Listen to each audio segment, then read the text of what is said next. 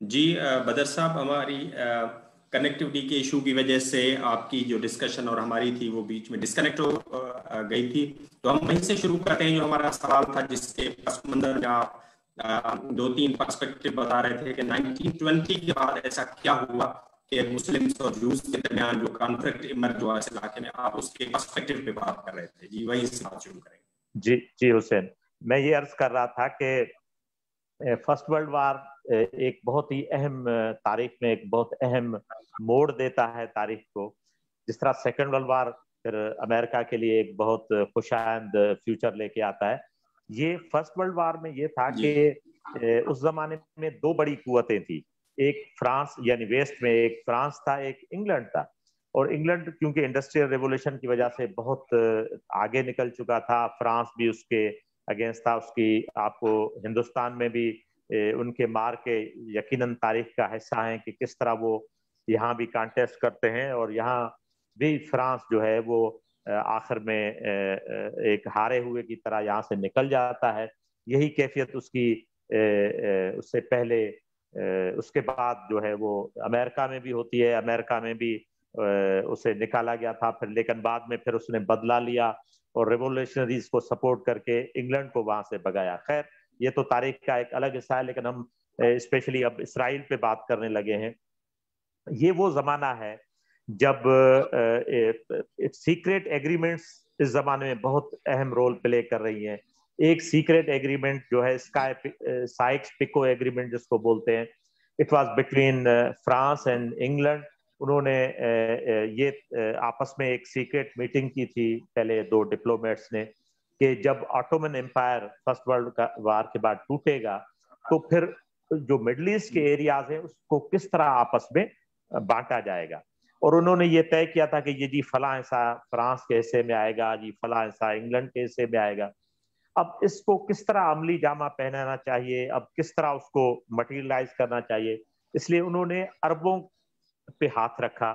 انہوں نے ان کو یہ کہا کہ بھائی آپ جو ہے وہ اتنی تاریخی قوم ہے، آپ آٹومنس کے نیچے کس طرح ہیں، آپ کو آزاد ہونا چاہیے، آپ کے ملکوں کو آزاد ہونا چاہیے. پھر انہوں نے پروموٹ کیا ہے ان کو اگینسٹ آٹومنس، اور پورے عرب جو ہیں وہ ایک قوم پرستی کے نعرے کے ساتھ آگے بڑھے. حالانکہ عرب پر نیور بن قوم پرست، نہ اب ہے نہ کبھی ماضی میں تھے نہ فیوچر میں ہو سکتے ہیں، کیونکہ ان کا مزاج ایسا ہے کہ وہ کبھی بھی کسی کو لیڈر تسلیم نہیں کرتے ہیں. نکسن کے بقول، نکسن نے لیڈرز میں لکھا ہے کہ ایک لیڈر دنیا کی تاریخ میں یعنی ماڈرن ایج میں ایک لیڈر ایسا گزرا ہے جس کو پوری عرب دنیا کسی حد تک مانتی تھی، وہ تھا جمال ناصر. جمال ناصر کہتے ہیں کہ جب تقریر کرتا تھا کہ پورا عرب ورلڈ جو ہے وہ ریڈیو کو کان لگا کے بیٹھتا تھا کہ ناصر کیا کہہ رہا ہے. اور انہوں نے اگر آپ کو یاد ہو کو ایجپٹ اور سیریا میں کچھ وقت کے لیے ایک انہوں نے ایگریمنٹ بھی کیا تھا، انضمام جس کو بولتے ہیں، انہوں نے کیا تھا کہ دونوں ملکوں کو ملایا تھا انہوں نے، لیکن وہ بھی جلدی ختم ہوا. تو عرب جو تھے وہ انگریزوں کے اس کہنے میں آ گئے کہ جی ٹھیک ہے ہم آٹومنس کے خلاف. وہ یہ خوش تھے کہ ہم سب کو آزاد ملک ملے گا، لیکن اس طرح ہوا نہیں. انہوں نے اپنی مرضی سے پھر بندر بانٹ کی مڈل ایسٹ کی، جس پہ عرب ناراض بھی ہوئے، ان میں احتجاج بھی ہوئے. اب یہ جب عربوں کا سلسلہ جاری تھا تو دوسری طرف سے جوز کے ساتھ بھی ان کے ایگریمنٹ ہو رہے تھے. جو ایک سیمیول ہرزل نامی ایک کیبنٹ ممبر تھا، اس نے دوسرے کیبنٹ ممبرز کو ملایا اور کہا کہ بھائی جوز کے ساتھ جوز کے لیے ایک فلسطین میں ایک ریاست ہونی چاہیے، آزاد ریاست ہونی چاہیے جو ان کا تاریخی حق ہے. وہ آج بھی یہ کہتے ہیں کہ یہ علاقہ تاریخی طور پہ ہمارا ہے. تو انہوں نے ایک طرف سے جوز بھی آپس میں ملنے لگے، اور یہی وہ دور ہے جس میں جیسے ہی عرب احتجاج شروع کرتے ہیں اس میں کچھ تشدد کے واقعات بھی ہو جاتے ہیں، تو اس کے اگینسٹ جو ہے جوز بھی ایک تنظیم بناتے ہیں. اسپیشلی جو بہت مشہور ہوئی تنظیم وہ ارگن تھی، جس کو مناہن بیگن اس کا لیڈر ہوا کرتا تھا. اب یہ مناہن بیگن وہ ہے جو آگے چل کر اسرائیل کا وزیر اعظم بھی بنتا ہے. لیکن کسی زمانے میں یعنی بیفور ہولوکاسٹ یا ان سب کہانیوں کے پہلے ہی واز کنسیڈرڈ چیف ٹیررسٹ، اس کو انٹرنیشنل، اور اس کے اوپر 1,00,000 پاؤنڈ کا انعام تھا کہ آپ مناہن بیگن کو جو مارے یا گرفتار کرے اس کو 1,00,000 پاؤنڈ دیا جائے گا. لیکن جیسے ہی سیکنڈ ورلڈ وار شروع ہوتا ہے، ہولوکاسٹ کی کہانیاں باہر آتی ہیں، تو ایک دم جوز جو ہیں وہ ساری دنیا میں ان کی سمپتھی ان کے لیے بڑھ جاتی ہے. اور پھر ایک دوسرا جو ڈپلومیٹک ہے، ڈپلومیسی میں الٹروئزم یا انسانی بھلائی نام کی کوئی چیز نہیں ہوتی، یہ ہمیشہ ہمیں ذہن میں رکھنا چاہیے. Interest is always priority, always سب کے دل کے قریب انٹرسٹ ہی ہوتا ہے. اب یہ تھا کہ یورپین پاورز کو یہ تھا کہ ایک ایسی قوم ہونی چاہیے مڈل ایسٹ میں جو ہمارے مفادات کو سرو کرے، کیونکہ ان کے پاس ڈسٹرسٹ تھا اگینسٹ عرب. تو انہوں نے وہاں ان کو جانے کے لیے پروموٹ کیا ان کو، حالانکہ وہ جانا نہیں چاہتے تھے شروع میں، لیکن پھر کچھ لوگوں کو یہ کہہ کہ جی آپ کی تاریخی سرزمین ہے، جانا چاہیے. 10,000 ایکڑ زمین ایک فرینچ تھا جس نے وہاں خریدی تھی. میڈک تھا وہ، بیسیکلی ڈاکٹر تھا. اس نے وہاں جا کے لوگوں کو بتایا کہ بھائی یہ لوگ یہاں رہیں گے تو آپ کا بھی بھلا ہوگا. یہ زمین خرید کی گئی، پھر آہستہ آہستہ ان کو وہاں آباد کیا گیا.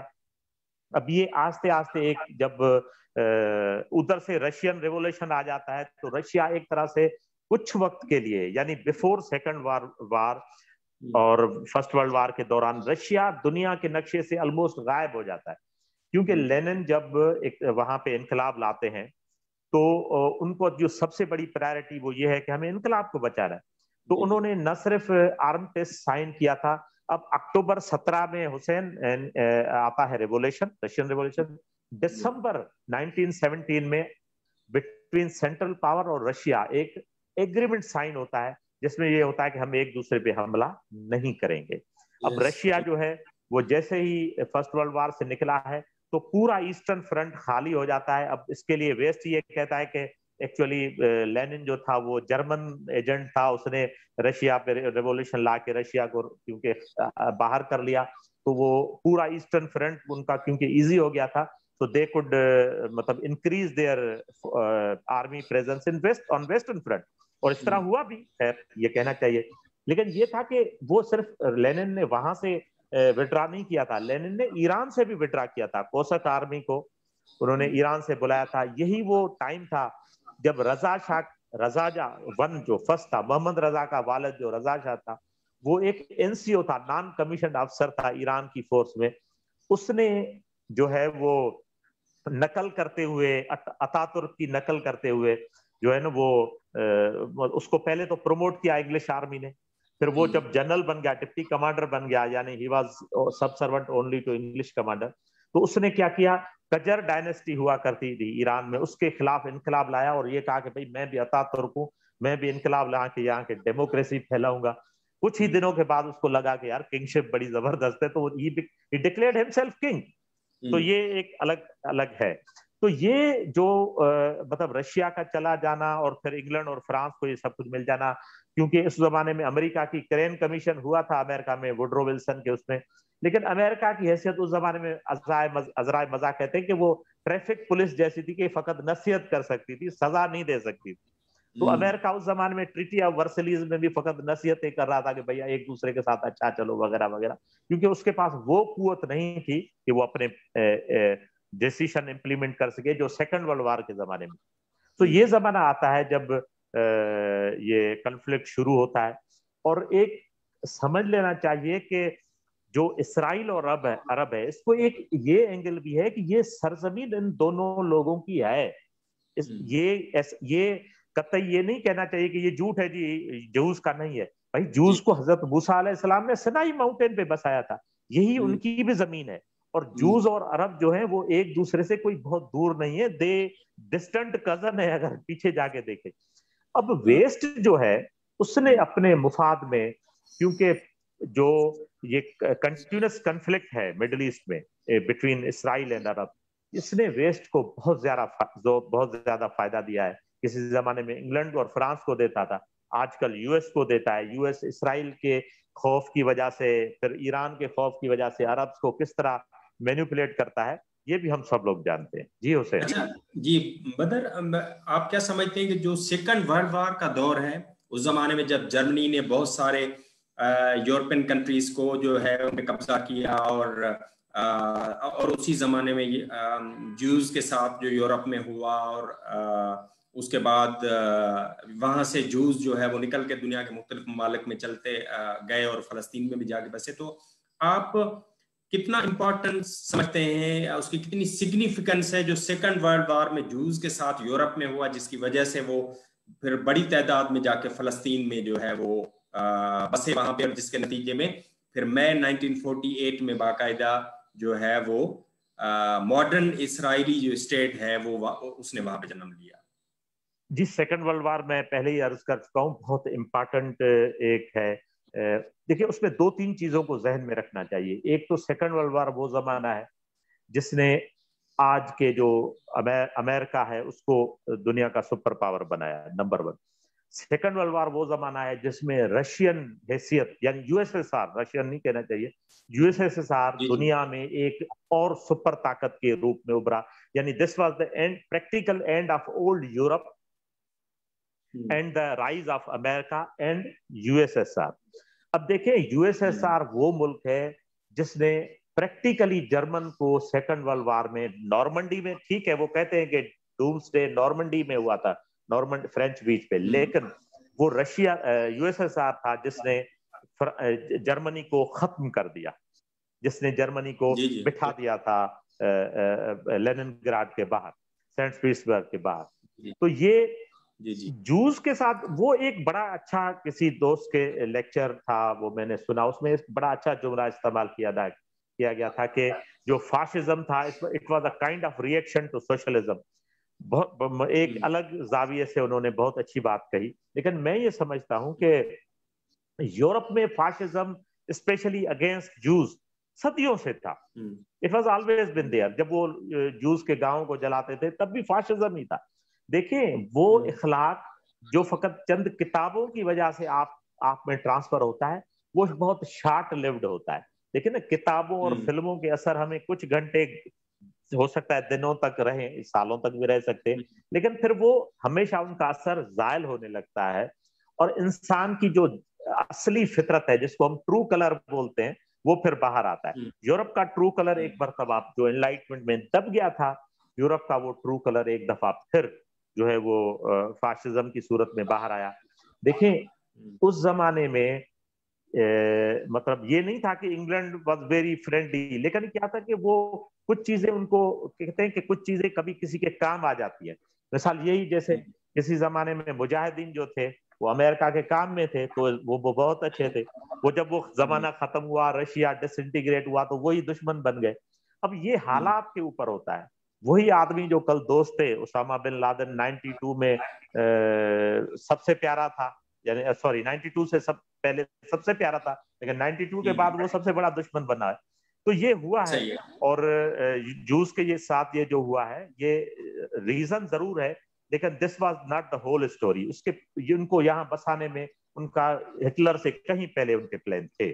جی بالکل جی بدر، بالکل آپ نے صحیح کہا. اس کے بعد جب یہ ابھی جو ریسنٹ جو کانفلکٹ پچھلے 2 ہفتے سے ہم دیکھ رہے ہیں تو اس میں 2-3 امپورٹنٹ چیزیں جو ہے ہوئی ہیں. اس کانفلکٹ سے پہلے آپ نے سنا ہوگا کہ ہیومن رائٹس واچ نے ایک رپورٹ جاری کی تھی جس میں انہوں نے کہا تھا کہ اسرائیل جو ہے اس میں فلسطین جو ہے اس کے ساتھ بڑا جو ہے وہ اپارٹھائڈ کا رویہ جو ہے وہ اسرائیلی اسٹیٹ نے کیا ہوا، جس کے نتیجے میں آپ نے دیکھا کہ انٹرنیشنل کورٹ آف جسٹس نے جو فلسطینی لوگ ہیں ان کی جینوسائیڈ کے حوالے سے ایک انویسٹیگیشن بھی سٹارٹ کی تھی. اور آپ نے سنا ہوگا کہ پوری انٹرنیشنل کمیونٹی جو ہے وہ اس کو کنڈیم بھی کر رہی تھی، لیکن سچویشن بڑی جو ہے وہ تبدیل بھی ہو رہی تھی. تو آپ کیا سمجھتے ہیں کہ جو انٹرنیشنل کمیونٹی کا اس وقت ریسپانس ہے جو ہو رہا ہے اس وقت اسرائیل میں، اور کوئی 150 سے زائد جو ہے نہتے لوگوں کو جو ہے وہ مارا گیا ہے، بچے بھی شہید ہوئے ہیں، اور ان کو پریئرز کے دوران بھی مسجد اقصی پہ اٹیک ہوا ہے، تو انٹرنیشنل کمیونٹی کہاں پہ ہے اس پورے کرائسس میں؟ یو این کا رول، او آئی سی جو موجود ہے ان کا رول، یہ کہاں ہے سارے؟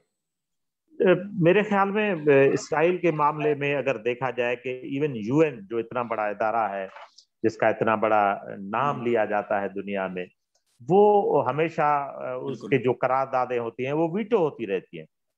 اب یہ تھا کہ ٹرمپ کے زمانے میں ذرا تھوڑا زیادہ نیکڈ لگ رہا تھا وہ، اور لوگوں کے اس میں یہ ہو رہا تھا کہ یار یہ بہت غلط طریقے سے اس کو جس انداز سے کر رہا تھا. ادروائز وہ ماؤ زیڈونگ کا ایک بڑا اچھا جملہ ہے, اس نے میرے خیال میں کسنجر سے ملاقات میں کہا تھا کہ امریکہ میں جو ڈیموکریٹس ہیں وہ جو کہتے ہیں وہ صحیح معنی میں کرنے کی طاقت جو ہے وہ ریپبلکن کے پاس ہوتی ہے. یعنی ڈیموکریٹس جو سیکریٹلی کہتے ہوتے ہیں وہ ریپبلکن اوپن کہتے ہیں. تو میں یہ سمجھتا ہوں کہ ریپبلکن اور ڈیموکریٹ میں as far as Israel is concern کوئی خاص فرق نہیں ہے. بس یہ ہے کہ ڈیموکریٹس وہ ذرا چھپ چھپ کے کرتے ہیں, ریپبلکن وہ ذرا کھلے عام کر لیتے ہیں. ٹھیک ہے, تو یہ باقی جو او آئی سی ہے, O I C is a chattering box, it has no worth in international politics. اس کی کوئی اتنی ورتھ نہیں ہے. وہ اس کے جو ملک ہیں وہ کون ملک ہیں؟ وہ ملک ہیں جو امریکہ کے ایک فون کال پہ سب کچھ چھوڑنے کے لیے تیار ہو جاتے. سو میرے خیال میں انٹرنیشنل کمیونٹی اوپنلی کچھ نہیں نہ کیا ہے نہ کر سکے گی, نمبر 1. ہاں, پروگزی کی صورت میں تھوڑا بس ایڈ کر دوں کہ پی ایل او 64 میں شاید بنتا ہے, وہ آرمڈ اسٹرگل کرتا ہے. اب منین بیگن کا ذکر کیا, اس کے بعد جو چیف ٹیررسٹ بنا تھا یاسر عرفات کو یہ تمغہ ملا تھا کہ وہ he became chief terrorist in the eyes of west. تو پھر آگے چل کے وہی یاسر عرفات پھر کیمپ ڈیوڈ جاتا ہے, ایرل شرون شاید میں صحیح نام اٹھا رہا ہوں گا, ان کے ساتھ ان کا کیمپ ڈیوڈ میں معاہدہ ہوتا ہے. اور یاسر عرفات وہ آدمی تھا جس سے اسرائیل کو ریکگنائز کروایا گیا تھا. لیکن جب انہوں نے یاسر عرفات نے دیکھا کہ وہ اب اتنا اوپنلی, کیونکہ انٹرنیشنل لیڈر بننے کی وجہ سے وہ پی ایل او اس طرح موو نہیں کر پا رہی تھی, تو پھر اس کے نتیجے میں انہوں نے سیکریٹلی کہتے ہیں کہ انہوں نے حزب اللہ کو ٹرین کیا. پھر وہی حزب اللہ جس کو ایران کے پروگزی کے طور پہ جانا جاتا ہے.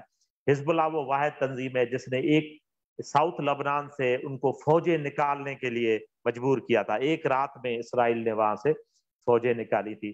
پروگزی معاملات میں کچھ ہو سکے تو ہو سکے, ادروائز انٹرنیشنل کمیونٹی میرا نہیں خیال کہ کوئی خاص رول پلے کر پائی ہے یا کر پائے گی اسرائیل فلسطین معاملے میں.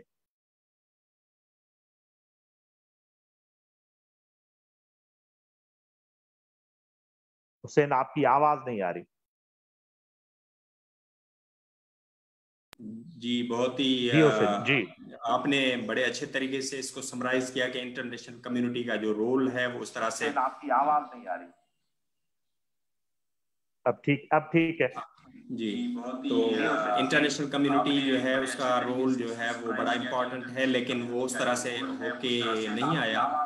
تو انشاءاللہ اس موضوع پہ پھر فیوچر میں بھی ہم بات کرتے رہیں گے, کیونکہ اس کے بہت سارے پرسپیکٹیو ہیں, اور آج ہم نے صرف ہسٹوریکل پرسپیکٹیو پہ جو ہے وہ بات کی ہے. تو بہت شکریہ بدر, انشاءاللہ ان اور مختلف اور چیزوں پہ بھی مستقبل میں ہم بات کرتے رہیں گے. بہت شکریہ.